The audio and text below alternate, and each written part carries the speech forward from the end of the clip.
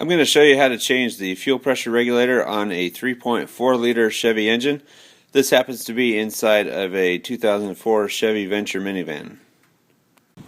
Just a word before you get started, don't even try this project unless you have two 15/16 inch wrenches and a T-30 Torx bit. If you happen to notice a thick gas smell coming from your engine, you might want to check this piece right here. This is your fuel pressure regulator. Right here, it comes off of the fuel rail, which runs through the intake manifold and has a vacuum line here and a fuel return line there that goes back to the fuel tank. Before I disassemble anything on the engine, I'm going to remove the fuse box cover. We have to depressurize the fuel rail. And if you look here, on this one, it's fuse number 14. It happens to be the fuel pump. So what I'm going to do is pull that fuse, start the engine, and it will run until it runs out of fuel pressure, and then it will turn off. At that point, I'll depressurize the rest of the fuel line.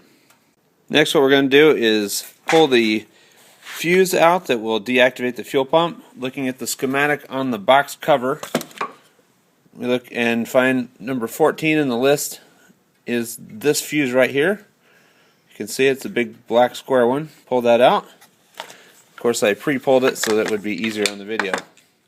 But you might just have to wiggle it around to get it out of the van. If you want to completely depressurize the fuel rail, there is a Schrader valve on the back side of the intake manifold area past the power steering reservoir. There's a little cap that you'll unscrew back in here, and then you can depressurize it if you wish.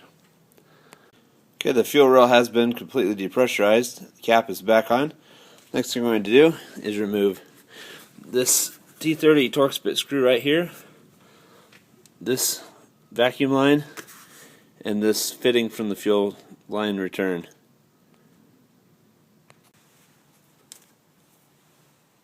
Without this T-30 Torx bit on the end of my ratchet, this next part would not be possible. The frustrating part about this project is getting this piece off. This is the actual fuel pressure regulator. Do not even start it unless you have two 15/16 inch wrenches, or you'll not be able to get it off. You have to put one on this fitting here and one on the fuel line fitting down there, and move them in opposite directions. I'm going to put a little bit of motor oil on this black O-ring so that it slides in a little bit easier. Okay, I've taken the fitting off. I had to unscrew the side bolt first to get it off here, and then pull the thing out. It just wiggles out, and then I rotated it so the part that goes in to the fuel rail was pointing this way, back towards the brake reservoir. It can rotate even when it's tightened, so what I'm going to do now is just reinstall this into the fuel rail fitting here, and then it should go right back together. Okay, I've got that reinstalled. Now the side bolt goes back in here.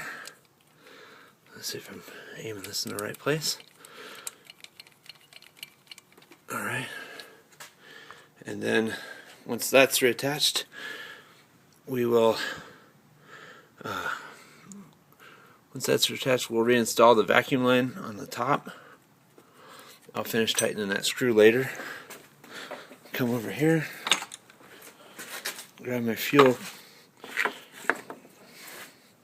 circuit, my fuel fuse, push that back in, return the cover,